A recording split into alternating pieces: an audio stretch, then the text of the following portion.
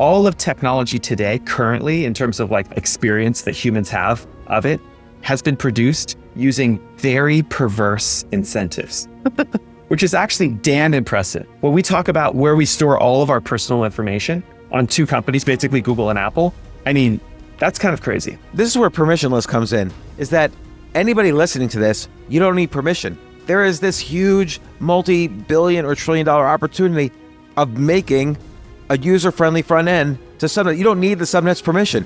Just make a front end to it. They can't deny you. Yes. There is nothing like Bittensor. There is only one Bittensor. There is no second best, because if it succeeds properly, humanity is in control. All of us are in control. If it doesn't succeed, if Bittensor fails, and if efforts like Bittensor, maybe in the future, that want to do something similar, if they also fail, like if the idea of Bittensor fails, humanity will fail. We will fail to be in control. Wall Street is a bunch of scumbags, ultimately. Like, somebody leaks something and somebody is buying that stock unfairly. Yeah, I agree with you. I mean, I think that, things will be manipulated, but here's another way I look at it, James. This is kind of probably not worth keeping in the initial moments of the third podcast we're doing together here. But I would say, so there's a secondary market developing around subnets on Bittensor. We bought two subnets. We bought subnet 14 and we bought subnet 5. We bought them when they were already live, running incentive mechanisms for other ideas.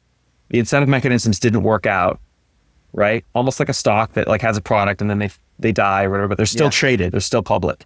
The stock's circulating. You have liquidity. You have some liquidity, or you have like a float. You have a float, right?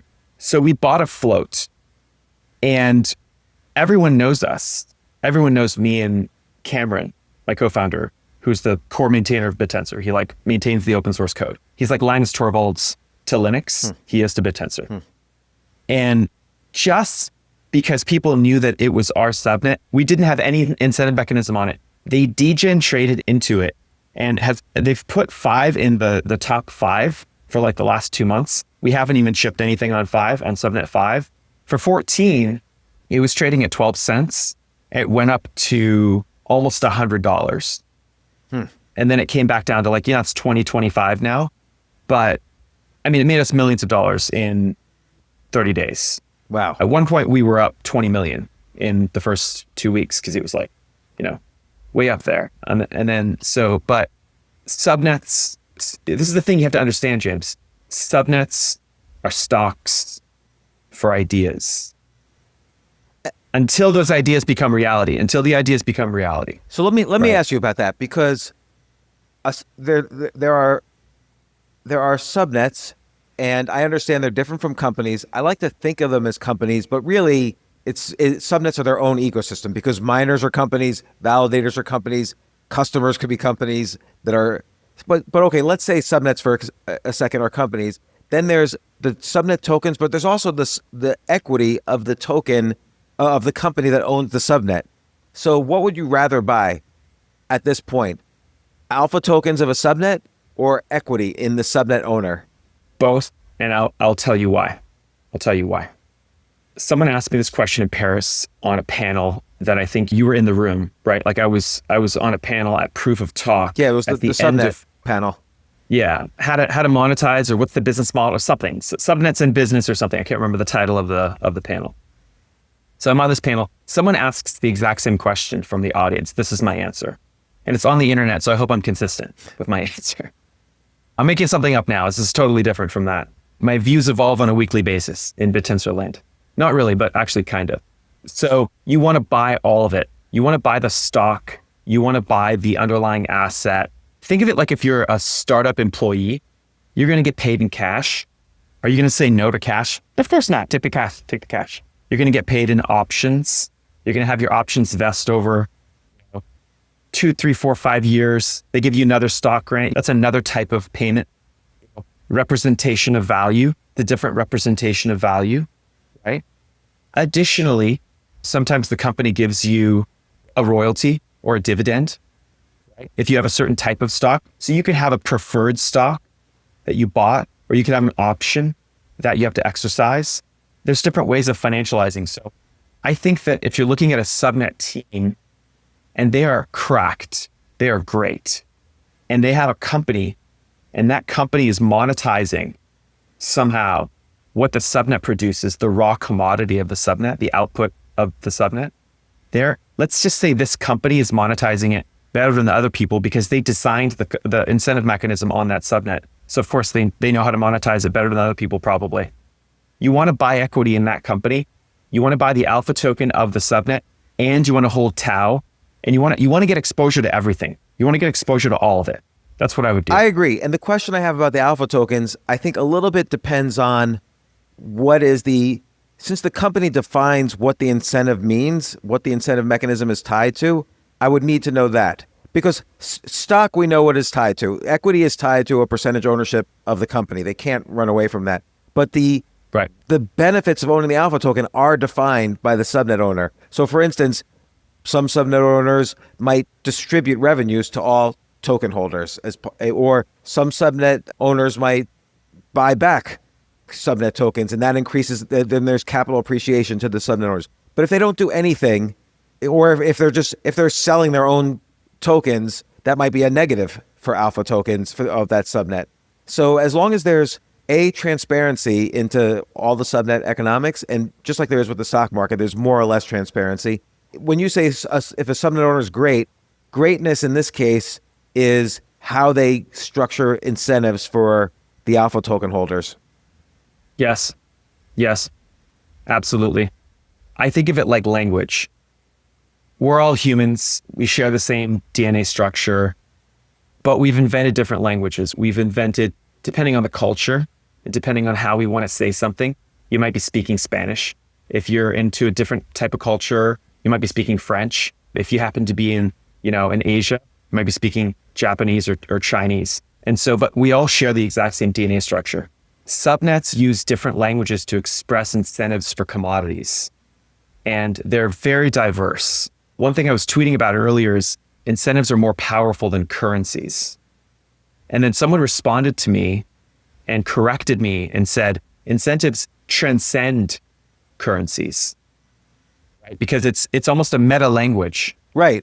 Like currencies is one manifestation of incentives, but there's other like incentives is the whole umbrella of which currencies might be a tiny part of that. This is adding on to what we were talking about last week with, let's call capitalism incentivism instead, because it's not just about the accumulation of capital, it's about the creation of incentives and rewarding of incentives and discovery of incentives and seeking incentives. So that's the real economy that we live in. We don't live in a capitalist economy where a few people are trying to accumulate capital to the disbenefit of everyone else.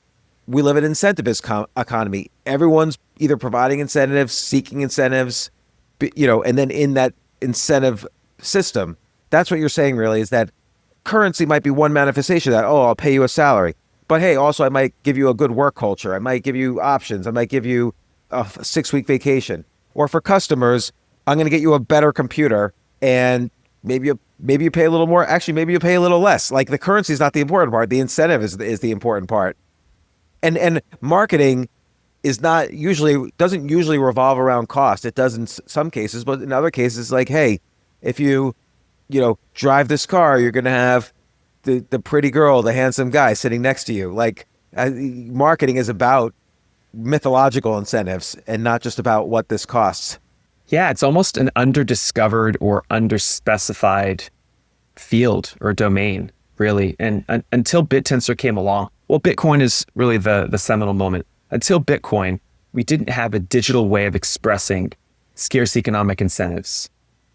Until Bitcoin, we did not have a way of expressing scarce, mathematically, computationally scarce economic incentives. And Bitcoin applied and pointed that tool at fiat currency in 2008, 2009, after the GFC. What's the GFC? The great financial crisis in 2008. Yeah, right. And so a chancellor on the brink of collapse or bankruptcy or something, whatever the quote is from the UK Times, was embedded in the Genesis block of the Bitcoin blockchain. Oh, I didn't know that. Yeah, it was invented as a response to the great financial crisis. Satoshi decided to point that tool and language at fiat currency. What Bittensor is doing 16, 17 years later after Bitcoin is it's pointing that same toolbox at artificial intelligence and basically all of computation, which is like really, really powerful. And it's never happened in the history of cryptocurrency since then. Ethereum, Solana are Bitcoin-like in the same way that C is the sort of predicate for C++. Right. Bittensor is to C and C++, what the perceptron was to the neuron, right? So like the perceptron allowed you to actually learn things, and the neurons specified what it was that you were doing that would allow you to learn things. So basically, just before the Second World War in the 30s, Walter Pitts and Warren McCulloch specified and mathematically described the neuron, the brain neuron. They mathematically described it. And they were interdisciplinary people. They studied math, computational stuff, but computation wasn't even a field. Computer science wasn't regarded as a science then. To call something a science is actually almost to say it's not a science, because it's like, it's unnecessary. You don't say math science or, right. geology science, right? You say computer science or neuroscience, because those fields had to be sciencified before they weren't fields. That's a good point. You had genius interdisciplinary people discovering that they needed to be a field to have more differentiation of interdisciplinary things or transdisciplinary things. So, and also on the Manhattan Project, all of the genius Hungarian physicists, Jewish Hungarian physicists, were highly interdisciplinary people. They were really deep in a lot of domains. And so Bitcoin comes along and integrates many different fields: von Neumann game theory, microeconomics, cryptography, peer-to-peer distributed systems, and consensus algorithms for coming to agreement on a deterministic value of something across a large group of people and computers. All these ideas are really disparate, but when you integrate them into something that has a really grand purpose, you can achieve really amazing things. And so Bittensor is very interdisciplinary that way. Yeah, it's fascinating just to add, like, the Bitcoin as a response to the financial crisis. What was happening was the currency was losing value as an incentive. And so Satoshi figured out a way to keep the fundamental unit of an incentive the same, regardless of what happens to the currency. The dollar could collapse. It doesn't matter to Bitcoin. The incentive mechanism remains the same. People still continue mining. The value of the Bitcoin you get remains the same. You don't suddenly need more Bitcoin to incentivize your mining. And so that was the beauty, is that it abstracts away from currencies the mechanism of an incentive, using all these different disciplines combined. Like, it took all the combination of all those disciplines to abstract away, to basically surgically remove the currency aspect of the incentive mechanism. Yeah, it's pretty profound to have a supply cap on what you use to represent value, because it creates a different set of incentives in terms of how you use that representation, right? Like, maybe you won't spend it as fast, or maybe if you do, you'll spend it more wisely, right? You'll spend it more wisely, or your purchasing power will actually go up over time as opposed to go down. And so that changes behavior. Incentives drive behavior. Incentives drive behavioral changes. If you change the incentive, it changes the behavior of society. And so our relationship to money, the relationship humans have with money, will evolve and change based on how the money is actually designed. Right now, the money's been designed by countries and founding fathers of countries. And we sort of copy and paste, that idea around. But sort of like, not every country had an Alexander Hamilton, right? Alexander Hamilton was like a really brilliant guy with everyone else and all the founding fathers. A lot of other countries after that, in the last quarter of a millennia, 250 years next year, right, will be basically drafting off of designing what we established as our incentive mechanism for our nation. But, obviously the United States wasn't totally brilliant from scratch. We used the Magna Carta. We used other ideas we learned from, prior nations and cultures. And Bitcoin is kind of the template for that.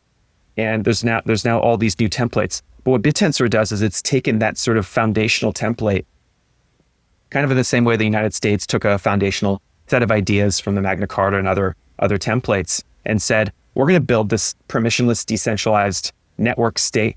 In Balaji's words, that we need these network states. It'll build a network state for permissionless incentives that basically provide extrinsic rewards to people that actually want to upgrade technology. That if you want to upgrade technology, you care about upgrading and continuously improving and upgrading technology, you use Bittensor incentives, right? If you want to be a slave to technology, just sit back and, use OpenAI or Google or Microsoft, which, by the way, a lot of people will do that and they'll be enslaved. That's okay. A lot of people like to be enslaved. But it is okay in the sense that, it's sort of like the age-old excuse, if you're buying computers, quote unquote, you'll never be fired if you use IBM. Oh, I used IBM. Yes. How would I know? So that's what the word centralized gets you. It gives you, there's a beauty to the word trusted and also a beauty to the word trustless. So IBM is trusted, and the goal of crypto is that why do we need trust? The fact that somebody is trusted means somebody else is not trusted, which means you have to be careful. And in a trustless environment, I'm not saying you could be reckless, but in a trustless environment, there's no need for trust because everything is in the code. You know what the code is. It's up to you to decide, if you're going to do this or not. It's your decision now. That's the beauty of the word trustless. I don't need to trust that Bitcoin's going to work. It's in the code. You could just see right there. I don't need to trust that someone's going to behave according to a contract, a dumb contract. I have a smart contract. Everything's trustless. There's no need for trust. So it's the beauty in these words, I think. Permissionless is a beautiful word too. Anybody in the world can create a $1 billion AI company on Bittensor. You don't need permission. But if I want to make $1 million a year at Facebook, I need someone to choose me. I need someone's permission to hire me as a software engineer at Facebook. Oh, I'm too old. I didn't get permission. But nobody's too old for Bittensor. It's permissionless. And so I always have this philosophy that you should not wait for someone else to choose you. You shouldn't wait for a publisher to like your book or a record label to like your music. Just go ahead and do it. You don't need anyone's permission. Upload a book to Amazon. Upload music to Spotify, whatever, or wherever people upload music. And, Bittensor reminds me of that. It's people can choose themselves to be entrepreneurs. You don't need to have venture capital to start a subnet. I mean, you need a minimal amount to start a subnet or be a miner. You don't need anything really to be a miner for a subnet. You just have to enter a contest, basically. And that's beautiful, all these words, permissionless, trustless, the incentives, and so on. Just the idea, the newness of having something that's permissionless, trustless, and with incentive mechanisms that kind of supersede what the currency is and what's happening with the underlying currency. Yeah, permissionlessness is actually really interesting. Like, it's a very difficult concept for a lot of people to understand because they think like, well, what do you mean permissionlessness? Like, you got to make that intuitive. Like, what does that actually mean?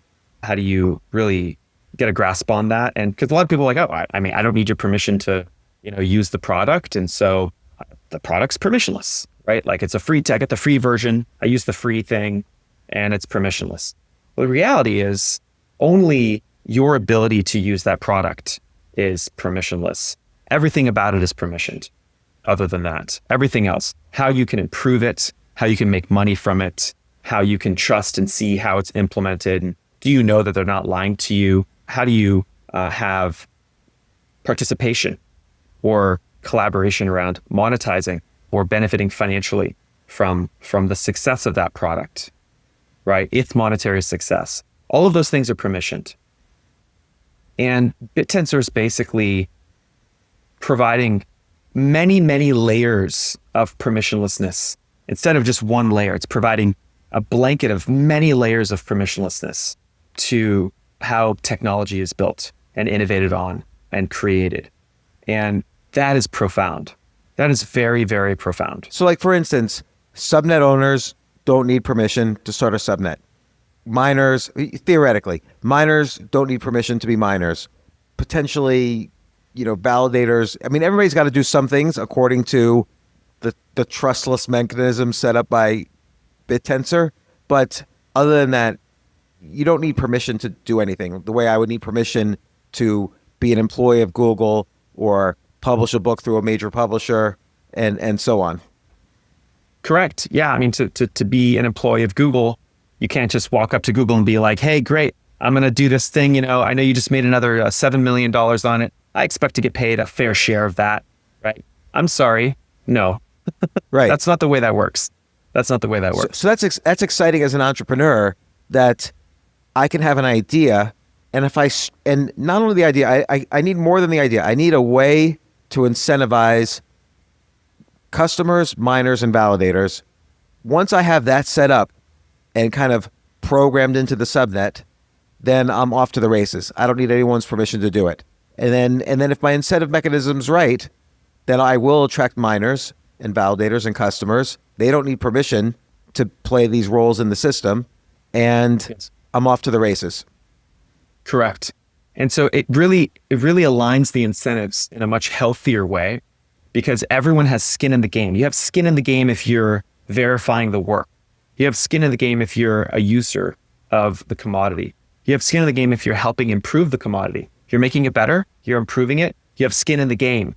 Right. And a lot of people in the tech industry today are really confused about how to make technology sustainable.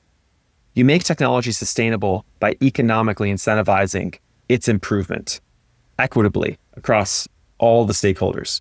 You don't make technology sustainable by only economically incentivizing a tiny, elite, small group of people.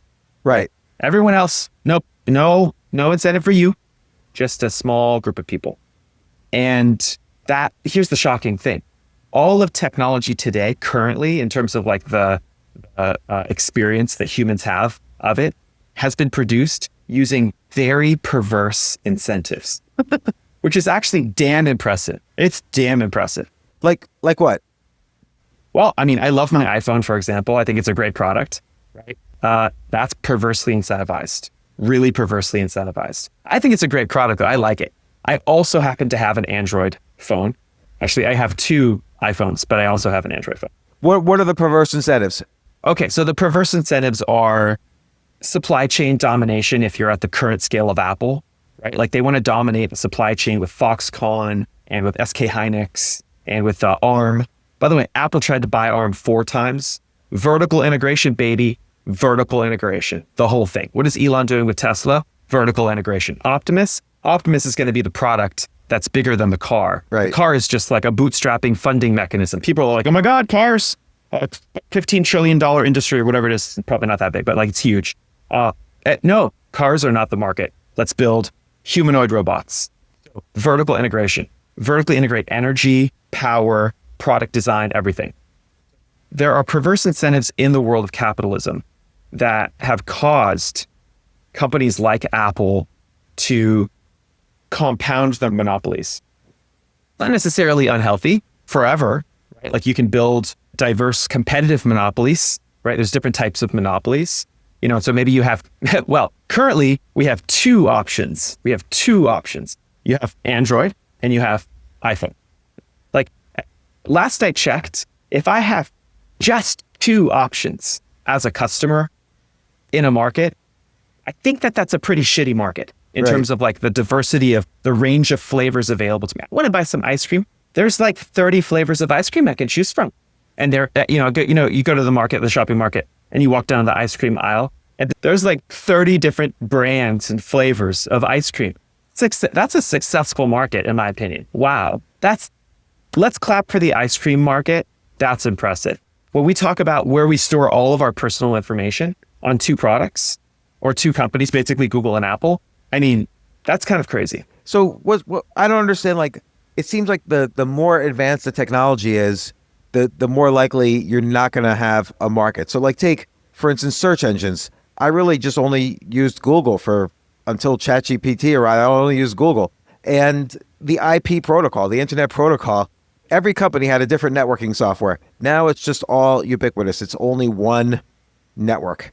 Whether you're a small local network or whatever, you use an Ethernet system and tie it up to the internet. So what is it about technology that kind of collapses markets? If I want to buy a book, I'm going to go to Amazon.com. I don't even know where else I buy books. There's an author that I think wrote a book on this. Her name is Carlotta Perez. Technological Revolutions in Financial Capital is the name of the book. I've heard really good things about her other books, but I only really know of this book. And the book basically goes through all of the different technological revolutions, the Industrial Revolution, the age of steam and railway transportation in the 1820s and 30s, the age of steel, electricity, and heavy engineering in the 1870s, the age of oil and automobiles and mass production, which was the early 20th century, and then the age of information technology, which is basically the 50s, 60s, and 70s. But each one of those industries, were started off with many companies, like cars. There were like 100 car companies in 1910, and then it settled down to 3 car companies. Yeah, so I think that a big part of why we have monopolization of markets very rapidly with extremely advanced technology revolutions. We're going through one right now, by the way. It's called AI. The AI technology revolution is happening. We're literally in the first days of this thing. It's 2 years in. We're 2 years into probably a 20-year technological revolution that will be accelerated by AI. And we're already starting to see in the first 2 years, significant monopolization of the market. And I think that we have the tools now available, unlike previous technological revolutions. We now have the tools available to better express incentives, economic incentives for all of humanity, for a lot of reasons, by the way, a lot of reasons. Billions of people on the internet. How many people we have on the internet now, James? 4 billion? Yeah, 5 probably billion, 4 billion. Something like that. Billions of people. Oh my God, that's incredible. That means you can reach billions of humans. Holy shit. Not only that, we have this really amazing, lovely thing called a cryptocurrency. Wow, that's another really great invention. Very new. 10 years ago, it didn't exist. Now we've got stable coins. The financial rails are getting upgraded. Coinbase is a $100 billion company. Robinhood is a $100 billion company. We are moving. We are really moving. And I think in this technological revolution, we're going to have the tools available to be able to better express the types of incentive mechanisms that will prevent and mitigate very bad effects of monopolization of markets. I'm really confident about that. I'm not 100% sure, but I'm like 90% sure we have the tools to totally mitigate that risk. And it's not to say that we're not going to have any of the monopolization. I think we're still also going to experience and still have a lot of monopolization. By the way, that's already true. Who are the largest AI mega companies? We have also, there's different flavors of monopolization. In the open source ecosystem, we used to think that monopolization in that world was DeepSeek. The DeepSeek moment, right? If you remember January 20th of this year, DeepSeek's announced 600 billion of Nvidia's market cap was wiped out in 24 hours. I don't know if you remember this. You remember this? This is in January. This is like 6 months ago. 6 months ago, $500 billion of Nvidia's market cap. So now it's a distant memory because Nvidia is now worth 4 trillion. At the time, they were worth 2 trillion. So it's like, people are like, whoa, this is crazy. I think that we now have the tools. The market that I'm the most worried about in terms of the monopolization is actually compute. I think GPU compute is increasingly a monopoly dominated by, obviously, Nvidia, right? And Jensen is so powerful. He was in China. He did a long press interview on the street. He just like walked out and does these interviews. And he's like, China is a very important market. We really respect and admire our partners and our customers here. And we believe that they're a very important people and they're an innovative people. And Jensen is Taiwanese. So he was there celebrating and honoring them. I think one of the leaders of the CCP invited him, and he also met Xi Jinping when he was there. And so, I think if like Nvidia becomes, let's say they get to 10 trillion, right? Let's say they get to 12 trillion. At a geopolitical level, in our constitution, every 4 years, we're putting a new CEO in the seat. I think this is actually kind of insane, but it's, that's maybe a little bit of a controversial thing to say, right? Let's say it's a 10 to 15 trillion dollar company, and we have not figured out our fiscal situation as a country, right? And we're still inflating our way into oblivion, and the dollar is worth 1/10 what it is today. This is maybe in 15 years or something, right? But by the way, maybe not 15 years, maybe 5 years, maybe 6 years. Right. Maybe 8 years. So within two terms. And wow, I wonder what the country is going to be doing when its most powerful company is advocating for things that are on an incentive level more in their favor versus in the favor of the country and the nation. But they happen to be the largest economic kind of like point of influence. Yeah, right. So I think incentives just need to change. The incentives need to change. Because in that case, it's sort of hard to have a decentralized, incentive-driven way to make something as powerful as the latest Nvidia GPU. And so, like, you could do it though. It's possible. You can, but Nvidia sort of hit almost this escape velocity where it's going to be hard for decentralization to catch up. And when they have supply chain lock-in. They have ASML and they have TSMC. Those two supply chain providers, and Foxconn. Foxconn is the largest supplier for as they are for Apple, by the way. They're both for Nvidia and for Apple. And so the question is, can that happen on a software level with centralized AI? Can they reach some sort of escape velocity where the Bittensors of the world can't catch up? So for instance, Facebook can afford to pay $1 million salary to some AI software programmer. Bittensor's obviously not going to do that at the current moment. Because of this perceived infinite access to capital that the big companies have, does that help them achieve an escape velocity past decentralized AI? Absolutely. There's a risk for that, 100%. Yeah. Something that Sam was tweeting about earlier is, look, we just passed a million GPU. He's like, let's get this to 100x as soon as possible. 100 million. Let's get 100 million GPUs brought online across probably different data centers, because they don't have a million GPU cluster, but they have like lots of different 50K clusters, 100K clusters, right? And it's possible. That's a lot. That's a lot of compute.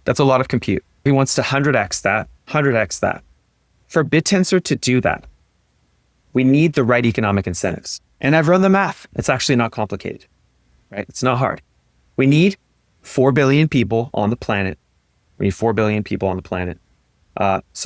billion. Let's make it easier. Why do we need to be so aggressive? 2 billion people every month buying $10 worth of Tao as a subscription. It's like a Netflix subscription.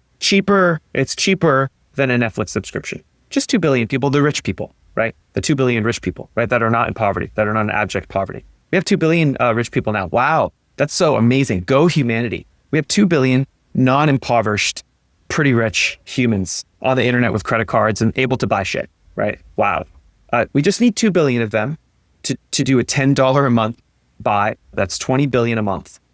If we did 20 billion a month in buy pressure on Tao to provide economic incentives for continuously improving technology commodities, wow, what does that do? That makes Tao go to something in the neighborhood of, I would say, 5 to 10 trillion in market cap. 5 to 10 trillion in market cap. Something in that neighborhood, which is about 5 times Bitcoin. 5 times Bitcoin currently. So what's the incentive, though, to get those 2 billion people? Like, they need the incentive. Yes. So their incentive will be that they have access to all of the fastest improving, open, trustworthy, trustless but trustworthy digital commodities and AI models and products and services on a wide range of domains. And they have to only have one subscription, and they're not paying 60 different monopolistic cloud providers that are taking their data and centralizing all the compute. That's the incentive. Well, I see. So right now, per subnet, every subnet's got different pricing mechanisms. Every subnet's got different subscriptions or no subscriptions, or free sometimes, not free other times. But maybe here's where subnets could work together, provide some kind of unified front end. But are we starting to lose the decentralization ethos when you do that? No, not at all. Not at all. You would basically have a level of capability, a level of quality of a commodity being produced by all the subnets that would only be accessible if you pay the network $10 per month in Tao. And that Tao is useful to all of the subnets, right? It's the reserve currency. It provides incentive. Tao, as we were discussing last week or the week before, I can't remember, the weeks are blurring because there's so many weeks in there. Tao is the incentive. Tao is the incentive. Right? Tao is the incentive. It's not the currency. It is the incentive. So the more buy pressure, the more capital you have converting from highly inflationary and uncapped supplies in the world of fiat into Tao, the more incentive you have for all of the subnets to do better and to improve. So this always creates business opportunity. So any problem creates opportunity. So the idea is, how do you make people aware that for this price, to buy, let's say, $10 worth of Tao a month, you get all these amazing benefits. What has to happen is it's kind of like a chicken or the egg thing. Some of these subnets have to begin to flourish. And that's correct. And the thing is, it's early. So like, correct. This is like saying, oh, in 1965, we should have had an iPhone. Where's the iPhone? It's 1965 already. But like, it's early for Bittensor, but it's going to move fast. I mean, correct. There were 0 microcomputers in 1965, but now there's already, 500,000 people using Bittensor. Some number that some high number that's much higher than something should be after just a couple years in use, when it's as complicated as Bittensor. Very complicated. And the audience is technical. The audience are engineers. They're researchers. They're mathematicians. They're physicists. And it's got to be expanded out at some point. Correct. Yes. You've got to be able to build subnet front ends, like you were saying, that are very intuitive, that have a great user experience, that solve the problem fast and easy, and that are easy to adopt for people mainstream. And the funny thing is, when I say 2 billion people buying Tao, that could happen, but it would be more likely that they pay a subscription in a currency that they understand already, and that they use that product, and that product pays $10 a month to Bittensor in Tao on their behalf. And so this is where permissionless comes in, is that anybody listening to this, you don't need permission. There is this huge multi-billion or trillion-dollar opportunity of making a user-friendly front end to subnet. You don't need the subnet's permission. Just make a front end to it. They can't deny you. Yes. So, correct. Like, okay, let's say Hippias is a subnet that is sort of a decentralized Dropbox. Okay, you're allowed to make a front end to that. Or here's 19.ai with text to image generation. That could also be on your front end. And on and on. There's 128, amazing AI companies or other companies where you could make this super front end to that people would actually use every single day, and you'll make money. And then throw ads on there. Who cares? Like, do whatever you want to monetize it. There's many dimensions of contribution that are incentivized as well.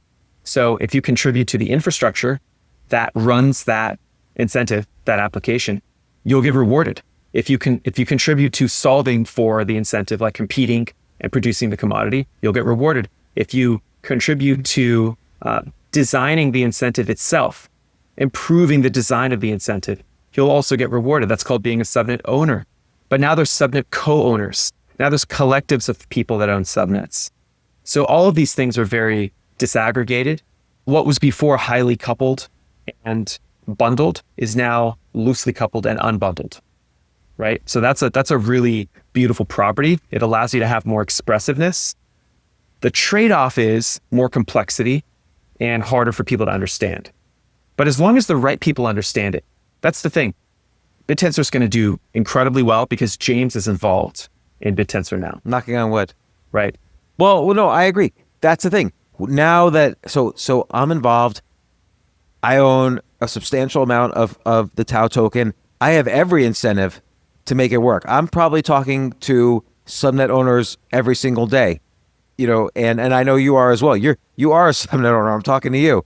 And that's correct. We're both evangelizing every day, not just because we want our Tao to go up, although that's a big part of my incentive, but also I want this to work. I see things happening on Bittensor that aren't happening anywhere else.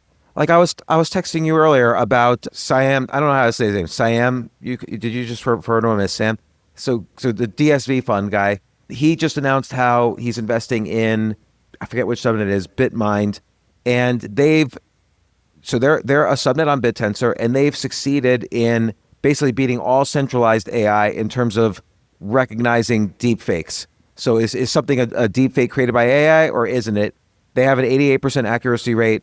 I forget, the best centralized AI is something like a 70% accuracy rate. So already now on Bittensor, 1 out of the 128, probably more, have surpassed their centralized counterparts. And once that happens, that's forever because then the scalability goes crazy and it can't be beat. It's really impressive on so many levels in many categories how Bittensor has produced state-of-the-art breakthroughs, state-of-the-art outputs, and in many different areas, not just in the domain of deepfake detection, right? So I would say, I'm trying to find a tweet that I put out a while ago that describes this, but 3D asset generation, which is Subnet 17, they built a catalog that was the largest 3D asset catalog in the world for training data, 3D objects that people generate, right? Using these 3D generation models. And the database surpassed the current world's largest 3D asset database, Centralized service, in like 90 days. And that current service took years to build. And Bittensor Incentives produced it in 90 days. We on Subnet 14 got to 1% of the Bitcoin hash rate in like 30 days. That's pretty insane. That would have, without Bittensor Incentives, that would have cost us tens of millions of dollars in electricity bills alone, not the hardware bills and everything else, just electricity bills. By the way, here's what's so impressive about that and what you're doing at Tao Hash. I remember a couple of years ago, my wife came to me and said, "Oh, do you know the Chinese own all of the Bitcoin?" And I'm like, "Oh no, that's not true. That's not true." And she said, "No, look at this article." And what she was really referring to was that something like 90% of all the Bitcoin being mined was being mined in China. And true. So that, in the grand scheme of things, it's only a small amount of the total supply of Bitcoin. But in terms of the supply that becomes available every day, that's 90% of the supply. And so what you've done is use decentralization to solve what could have been a geopolitical problem. Like you personally, no one gave you permission to do it. You just did it. And you were able to do it because Bittensor incentivizes you and you're able to incentivize the miners and the validators. You don't have the GPUs. The miners, upload the compute power for you. And boom, you've solved this geopolitical problem. It's pretty profound. I have to give a shout out to Cameron Fairchild, my co-founder, who's the core maintainer of Bittensor and an absolute genius of a human being. Was really happy to spend the weekend with him. He came to town and we had a lovely weekend. Went to Napa and stuff. And he's so brilliant. Bittensor owes him a debt of gratitude, both for maintaining the network. He's like the Linus Torvalds open source, maintainer of the network, and he's also a really brilliant designer of incentives. And so Subnet 14, Tao Hash, introduced a new category of incentive mechanism on Bittensor that mines other incentive mechanisms or mines other networks or other subnets, right? So you create a meta incentive mechanism. You create an incentive mechanism. I don't understand. Okay, so I'll break it down. Bittensor is an incentive mechanism language. Bitcoin itself is an incentive mechanism for one type of computation, which is that you solve SHA-256 at a certain difficulty threshold. It's a cryptographic hash. You solve the SHA-256 cryptographic hash at a certain difficulty level. If you do that and you guess the right block across the probability distribution, you get rewarded in Bitcoin. That's how Bitcoin works. What Bittensor allows is the expression of incentive mechanisms as detailed as Bitcoin, but for anything. In fact, they're so expressive that you can write them and people will get rewarded for mining other incentive mechanisms. So that's what Bittensor Subnet 14 does. It says, direct your hash rate output from the Bitcoin network to Subnet 14. We'll pay you in the Bitcoin that you would have otherwise earned by directly mining Bitcoin, but we'll also pay you a premium and a pool fee that allows you to take control over the pool and the scaling of the pool. Because Bitcoin mining pools are important. You have to centralize the compute to increase the luck probability of finding the cryptographic hash that solves the Bitcoin. That's why people have all of these ASICs that are running in super centralized clustered configurations in like one location. And they've got like a power set, a power cooling, liquid cooling. They're innovating on all these different technologies. They've got to build new types of chips. They've got to build new types of cooling infrastructure. They've got to figure out how to build a better chipset design to like scale the bitwise operations on this ASIC more compute efficiently at a joules per terahash level. Joules per terahash is the metric that they use to sort of evaluate how much energy is going into the chip that will most efficiently solve the SHA-256 hash function. So that incentive mechanism is powerful, but what it's done is it's basically caused Antminer, Bitmain in China to centralize what a lot of people that are smart about Bitcoin, that know how Bitcoin mining works, they believe it's the majority of the Bitcoin hash rate today. What your wife said is not untrue. A while ago, it was the vast majority. It was like 70, 80, 90%. And it shifted downward for different reasons, because there's pools that get competitive, but the large pools reward the miners more reliably in the Bitcoin blocks, right? And so what they've done though is, as they've aggregated more of that hash rate in these pools, they charge fees to participate in the pools, and they also censor the transactions that get ultimately written to the Bitcoin network after blocks are discovered, right? And so those pools actually have central individual companies, one company, censoring the way in which transactions are written back to Bitcoin. So what does Tao Hash do? Tao Hash to the rescue.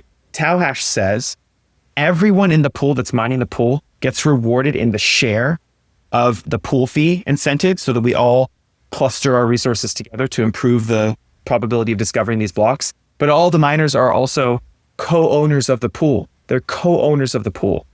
That's really incredible.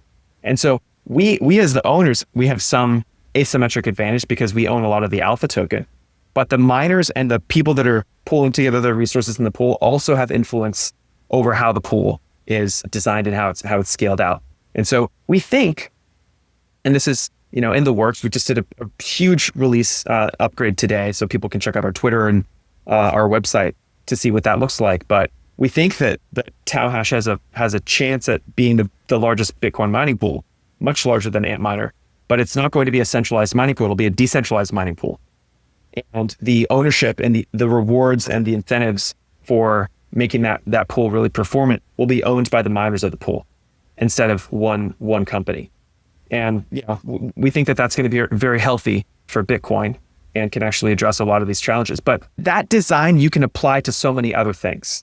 You can say, go and mine another subnet. You can say, I would like to mine the output of another different subnet on Bittensor.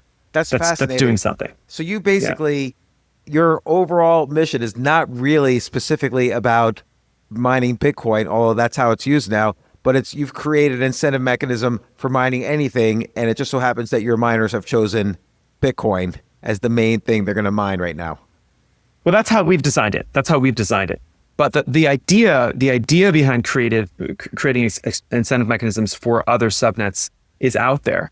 And now there's a category, there's other owners of other subnets that said, okay, I can take an incentive mechanism and run it and say, for the miners of this incentive mechanism that best perform on mining these 3 other different incentive mechanisms that are totally different, you'll actually get rewarded in this, like a derivative. It's like a derivative instrument of other incentive mechanisms, if that makes sense. So I like this idea, like every subnet owner should listen to what you're saying, because I like this idea of having miners own the pools. And subnet owners have to find the right incentive mechanisms to it can't just be the alpha tokens, at least right now, because there's not enough revenues at most subnets. Correct. There's got to be some way where you're interacting with the outside world also with your incentives. And you could embed that into your alpha tokens through the code, through how you set it up. But you have to do it. You can't just put the alpha tokens out there and pray that everybody's going to love this as an incentive.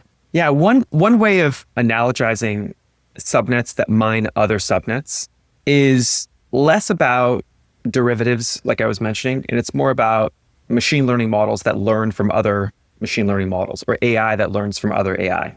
Right? Or AI that learns from experts. Yes. Expert models. Yes, expert models. Could even be people. But it could be anything that's like in the loop of increasing the rate of learning or acquiring more data or more information to increase the rate of learning. So Bittensor subnets are AI models. They just happen to be written in the language of incentives. And the weights and the way that the weights are propagated and the weights get updated is saved on Bittensor as the record of the improvement of the incentive and the improvement of what the incentive produces.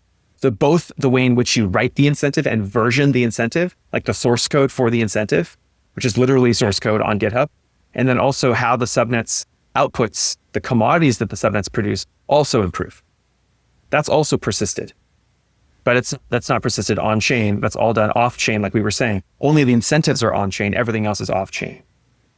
That is fascinating. It's like Bittensor then is like this one giant neural network of expert models that contribute together to make. So it's fascinating because then the whole mechanism in neural nets of how weights change through every cycle through, that's embedded into Bittensor, basically the Bittensor network. That is exactly correct, James. And I'd like to share something with you. So our developer documentation for Bittensor, the official developer documentation, which is maintained by Learn Bittensor, which is owned by Leighton Holdings, which is my company, just so full disclosure. When you go into the documentation, you'll notice a few things. You'll notice that we have a glossary of terminology that is very similar to the way brains actually work. So we have bicamerality, we have axons, we have dendrites, right? We have, and these are neurology concepts, right? We have neurons, of course. So the neuron of a Bittensor subnet is the basic computing node representing a node in a neural network. Neurons can be either subnet validators or subnet miners. Neurons can be either subnet validators or subnet miners, each identified by a unique ID, a UID, within their subnet and associated with a cold key, hot key pair for authentication and operations. This is really, really, really deep stuff. Just this definition of a neuron, this part right here, this is really deep stuff. This is a lot of technology innovation. A lot of technology innovation.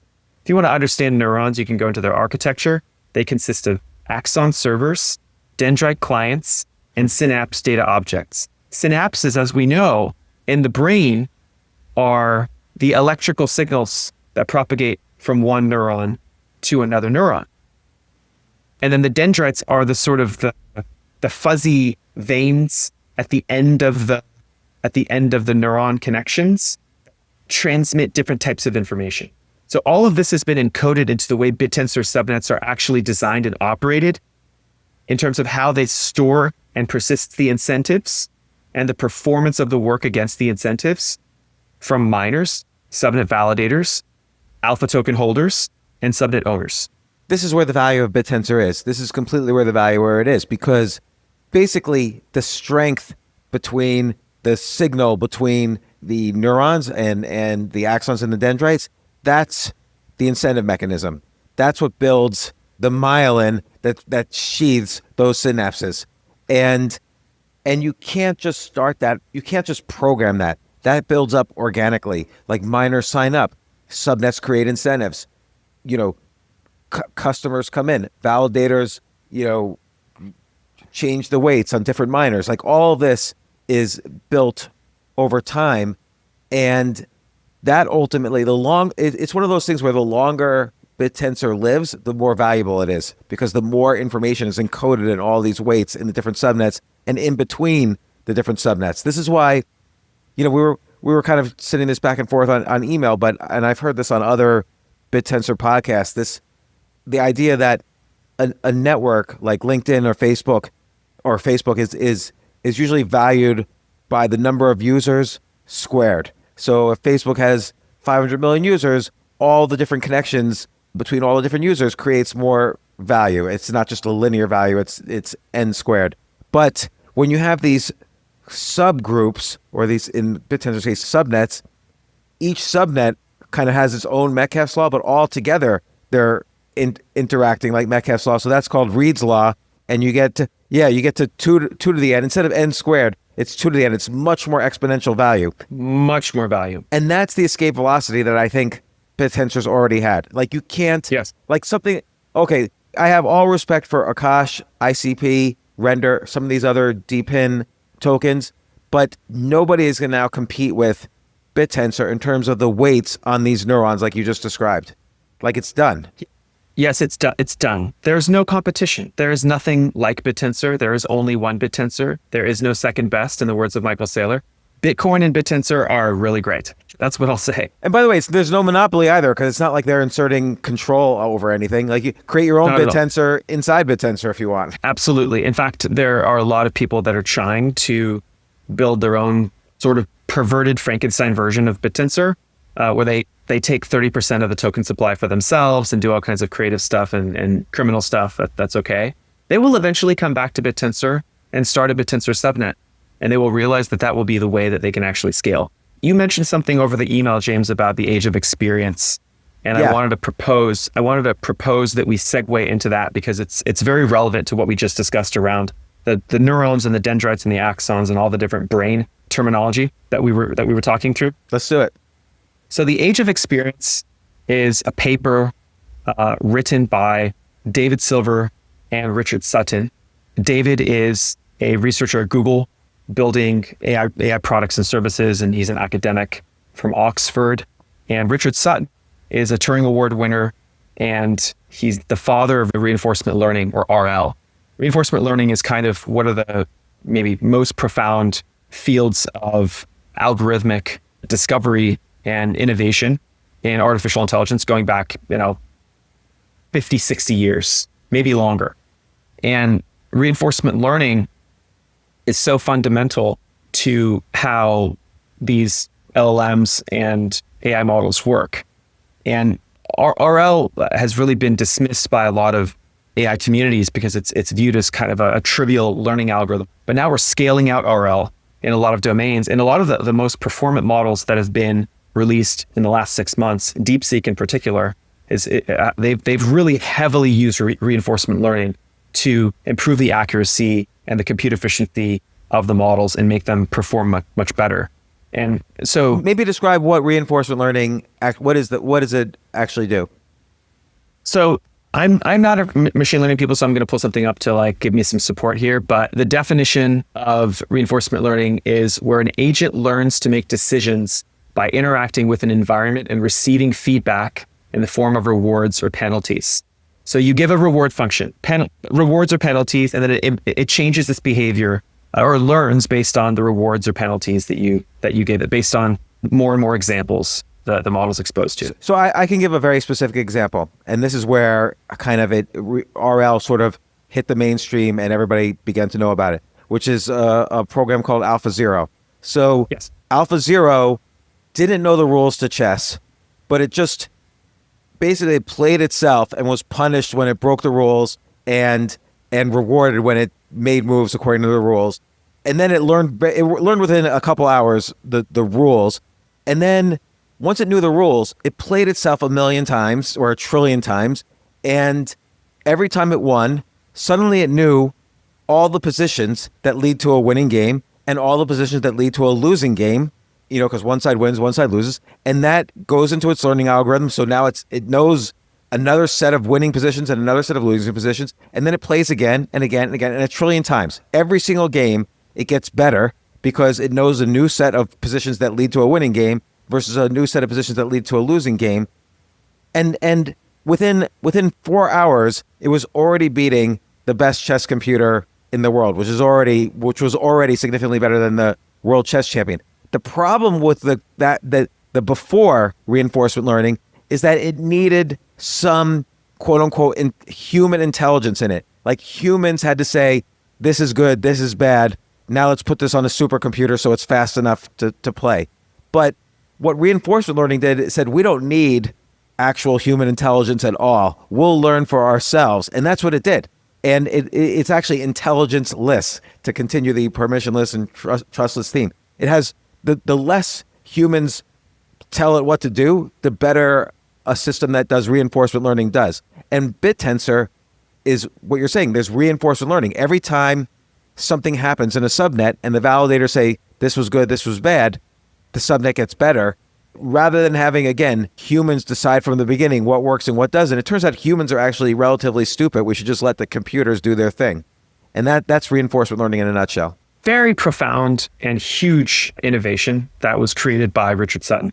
So Richard and David wrote a paper recently called The Age of Experience. And it's very relevant for a few reasons.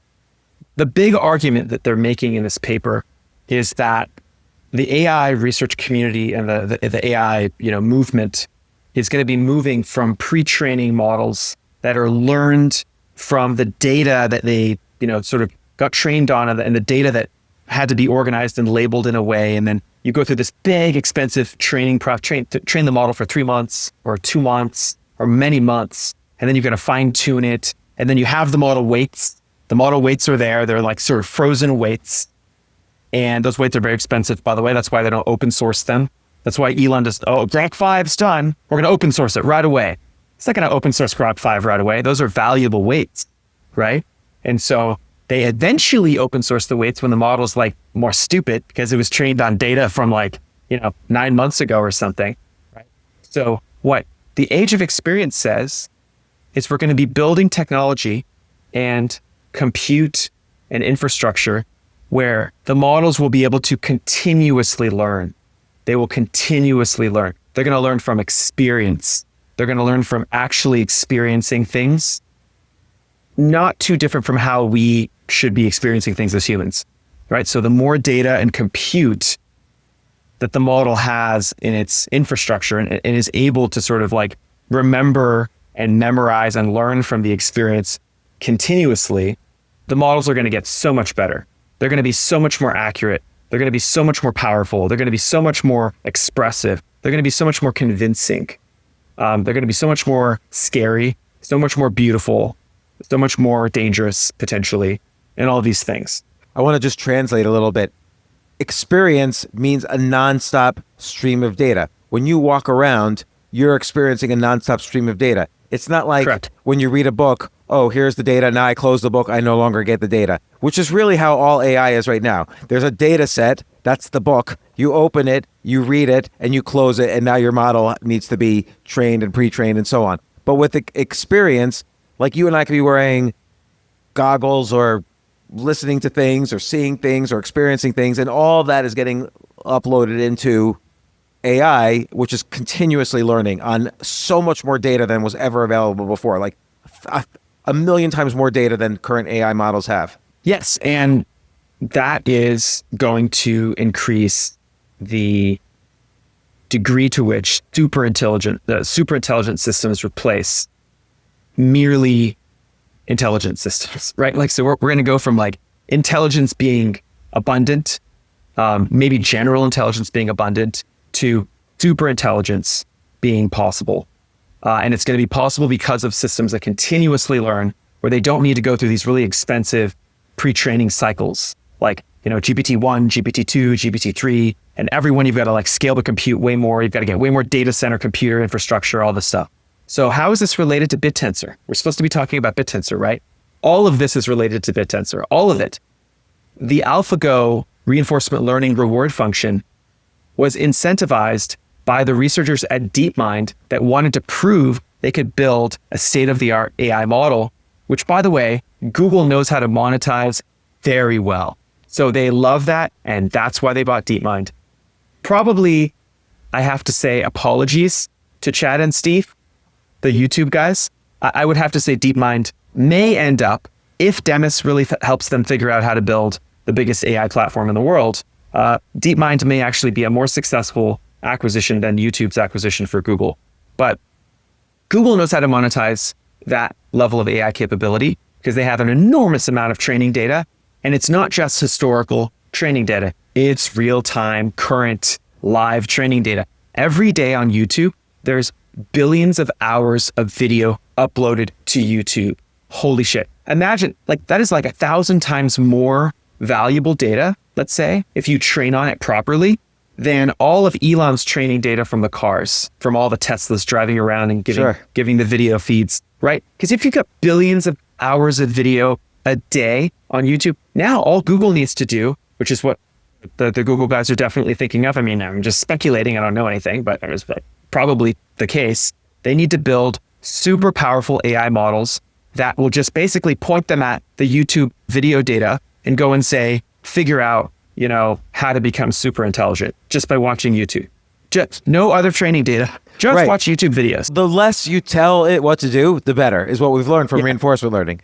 100%. 100%. So Bittensor is a series of continuously learning reinforcement models that happen to be economically incentivized and permissionless. Wow, that's really awesome.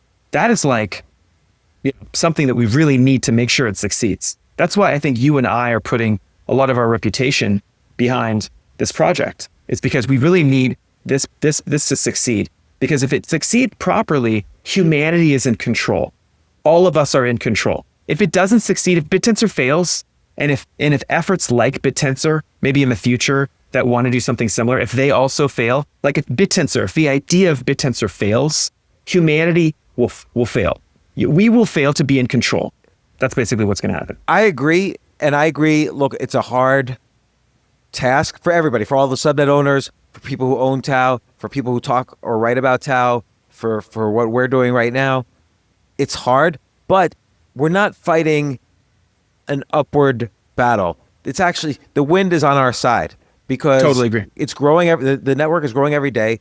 There is incentives for everybody. Every single person, 500,000 people working on this and growing every day, they all have incentives to make the best AIs possible, to make the best companies, to make a lot of money, to make a lot of Tao, to then use what they've made to incentivize miners to work for them for, the incentives, and then higher and higher quality miners. And then the validators assign weights to these miners, so it gets even higher and higher quality.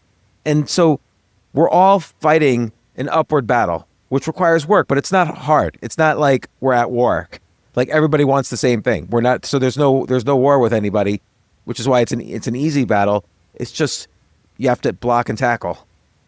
Yeah, no success is guaranteed, but success is absolutely possible and achievable if we stay optimistic and focused on the health of humanity and how we can all be participants and rewarded in the system, and where we all want to compete. It's really important to compete. If you don't compete and you choose to just kind of like sit in the bleachers and just watch the game, I mean, you're not going to have that many games if you don't compete. I mean, there's like, you need competitors. Otherwise, we're not going to be improving anything. So Bittensor provides the incentives to accelerate the rate of competition and to intensify the degree to which competition is present in many areas that it is not present in. Well, can I give an example with this one subnet, Bitcast, that I was mentioning to you? It's like a simple way to describe it is like a decentralized ad agency. And I found this subnet to be amazing. And it could be described without any AI terminology at all. Like this subnet blows me away. So if Crest Toothpaste wants to make a great ad and come up with a great video ad, TV ad campaign, Super Bowl ad campaign, they're going to spend $10 to $20 million on an ad agency. But with Bitcast, and by the way, I haven't really spoken to the Bitcast guys yet. I'm speaking to them later this week. So I don't know exactly how they work, but I will say how I think they work. But a brand like a Crest could go to Bitcast and say, listen, I need a video made that mentions these 5 points. Crest tastes great, cures all my gum disease, and makes my breath, beautiful. And now Bitcast, the subnet, sends this off to miners. Oh, and Crest also says, I'll reward the best videos with $50,000 that will spread around. And Bitcast communicates this to the miners, and the miners now compete to make the best video ad for Crest that has all these points in it that Crest requires. And the validators use AI to make sure the videos that are submitted have all these points done. So, but the point is, it's now Crest, instead of spending $20 million a year, just spend $50,000 to make maybe all the ads put together on YouTube. Maybe they have 50 million. Some of them go viral, some of them don't. Altogether, they might have 50 million views on YouTube, and their cost was 1/100th the price to get maybe much more exposure and in a community enthusiastic about what they're doing. A decentralized ad agency is like the best business model. You don't even really need the AI. The validators could have just been humans not using AI, but maybe when this scales, it needs AI.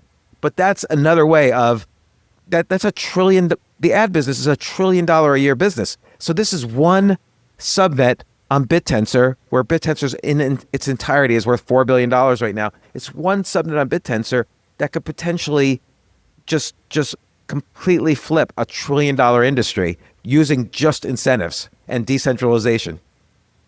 Bittensor has the potential to transform hundreds of trillions, like basically all industries, because every industry, including advertising, which is a huge, perverse, highly centralized, monopolistic industry. Yeah. Total monopoly. Total monopoly. But the internet has actually concentrated those monopolies because the internet doesn't have like a built-in incentive like language, right? It doesn't have a way of expressing and decentralizing those economic incentives. You do that in sort of these silos of different sort of private companies or public companies or protocols. And all those silos kind of create all of this fragmentation. But I think there's definitely, if all industries are getting transformed by AI, you have to think that all industries will be transformed by Bittensor eventually. Yeah, and look about it. A lot of capitalism is people talk about pricing. Like such a big argument around election time. People said, "Oh, the grocery stores are, driving up the prices to gorge on profits." Just basically humans, just like in the case of reinforcement learning, where humans should provide less intelligence, humans should provide less intelligence when it comes to economics. So because nobody knew what they were talking about in terms of how things were being priced. But in this example with this subnet that's decentralizing the ad business, instead of an oligopoly made up of two large ad agencies that basically own all the other ad agencies, those two companies determine all the pricing, so we have no idea what the legit prices are. Crest toothpaste will quickly know what prices get them the best videos, what prices don't get them the best videos, and pricing will determine itself without the interjection of humans. Like the incentive language of Bittensor will do that. And now we're just talking about one subnet and one industry. But this is why Bittensor is valuable, because it's not like we're saying it's valuable. This is what's going to happen in every subnet. $1 trillion industries are going to reinvent themselves with the right prices, without oligopolies, without government regulation. I'm not saying government regulation is all bad or all good, but you don't need as much of it, we've learned. And we're going to have thousands of subnets, millions of subnets maybe. So that's this Reed's law, where suddenly the value of Bittensor is going to go 2 to the n, where n is essentially the number of people on the planet. So that's why it's phenomenal to me. It's really phenomenal, James. I totally agree with you on the advertising industry example. I mean, Google sort of tries to hide their monopoly in the advertising world because they're like, no, we're just a friendly neighborhood search engine with like 15% market share, and they're 90, 95, 96% market share on advertising because people basically pay for Google ads. Maybe less so now that there's these AI models, but I would be very surprised if they did not reapply and sort of reinvent advertising for LLMs. Well, that's the scary part. Yeah, they're going to be giving you a biased answer because they want to sell you something, or they want to inject a view that maybe helps Google and doesn't, give you the actual facts. Yeah, like if I'm Crest toothpaste, I would pay a lot of money to the Google LLM, to Gemini or to ChatGPT. Hey, anytime anyone asks about their gums bleeding, why don't you just casually mention Crest? Like, that's worth a lot of money. And I agree. So, but at the same time, the question is, for a while, Google looked like it had escape velocity in terms of advertising, but now maybe, the decentralized mechanism of Bittensor will figure out other ways. Again, humans won't figure it out. Somehow the mechanism of Bittensor will figure it out in that one category. Yeah, I think of price discovery in this conversation we're having. So, the sort of the idea of price discovery is where you interact with a product or a service or some kind of offering, and you need to price it somehow. You need to discover the price for it so you can guess. One method for doing this is just to guess. Like, oh, I think it's worth that. Hey, let's put a price on it. Another method is to run a market-based bid-ask spread. So ask 20 people what they're willing to pay or buy or sell it for, and then we've got a more sort of like distributed way of pricing something. Another way could be that you basically describe the thing that you want created, and people are rewarded for creating it, but they're also rewarded for monetizing it. And I think that third way of price discovering something is basically Bittensor. Yeah. And it's far more expressive. It's far more real time. It's far more accurate. And it discovers the fundamental, true, real pricing of something faster in the same way that open source improves and discovers the highest quality, most efficient way of producing some open source code or some code in general. There's a book written by a guy named Eric Raymond called The Cathedral and the Bazaar, where he has a quote in it that says, sunlight is the best disinfectant, and transparent code is the securest form of code because everyone can look at it, everyone can introspect it, everyone can modify and view. This is why open source went from, even in my career 15 years ago when I was getting into open source, commercial open source, literally 15 years ago. I feel like I'm getting older now. I was like, I was 20, and the purchasing departments of big enterprise companies that were buying enterprise software, they were very skeptical about open source. They were kind of like, sure, it's buggy, it's slow, we don't know how to run it, and we've got to secure it in the way that, it costs us too much money, so we're just going to buy Oracle or IBM. Never get fired for buying IBM. And now, 15 years later, there is not a single enterprise that's like, we are actively, our mandate from our CIO and our CEO is to rip out all the proprietary tools and move to open source. Because open source is more secure, it's more reliable, it improves the fastest. It's got a gazillion coders as opposed to a regular centralized so it's always better. Exactly, always better, faster to improve. When it breaks, someone fixes it in the middle of the night in Canada, and I'm a bank in Spain, and we don't even know the people in Canada, but they fixed it. Wow, that's so cool, right? And so the economics shifted. The problem with open source is it doesn't have an economic engine behind it that is directly attached to it. And so you have is what I've been spending the last decade of my life on. You have commercial open source companies like Red Hat or MongoDB or Elastic or GitLab or these types of companies, and they monetize the open source with a sort of crippled proprietary version that actually has a lot of really valuable capability. But that business model is kind of perverse, if you want my real opinion on it. Yeah. Because you've got to really like disrespect your open source community by saying, yeah, we're going to build this pro version. It's proprietary. I know the open source community wants it, but sorry, we've got to build it for the pro users so we can get money and monetize the product. And you're right. That's how commercial open source works. I don't think it's sustainable.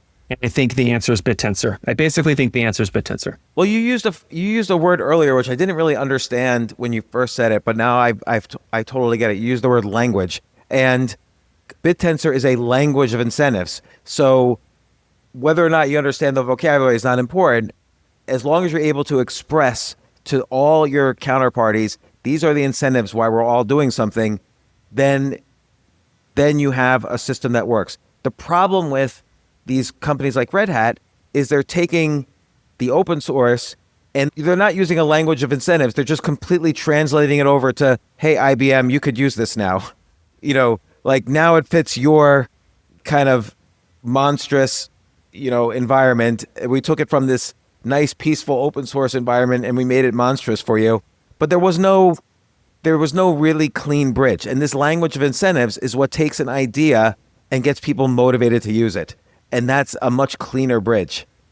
I mixed 17 metaphors there, but no, I think you did, but it's okay. Listen, James, it is a privilege to do this podcast with you because we're both discovering our way of learning how Bittensor works and how to actually improve it. Through the process of doing this podcast, we are improving Bittensor, not just by creating educational content and spreading the word and doing stuff like this, but by actually describing it in ways that we understand and then actually translating those ways to improve the way Bittensor itself can actually be applied in the world. That's really amazing. Well, and one, I don't want to say complaint, but one thing I've heard from a lot of even Bittensor investors and so on is that Bittensor is really hard to understand and really hard to explain. And I think what we're doing is we're kind of figuring out for ourselves even all the different ways to understand it and explain it there's a deep level, there's a technical level, there's a practical level, and on all three levels, we're trying to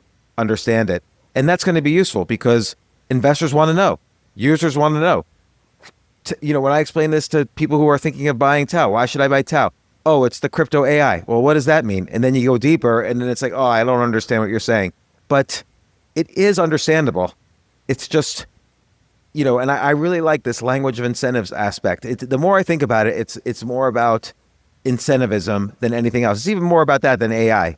Totally agree. Do you want to get through some of these other things you wrote down in your email? Or we could even cover them next week. Definitely. This is like an hour and a half, and let's wrap here. That was great. Yeah. That was awesome. Yeah, that sounds good.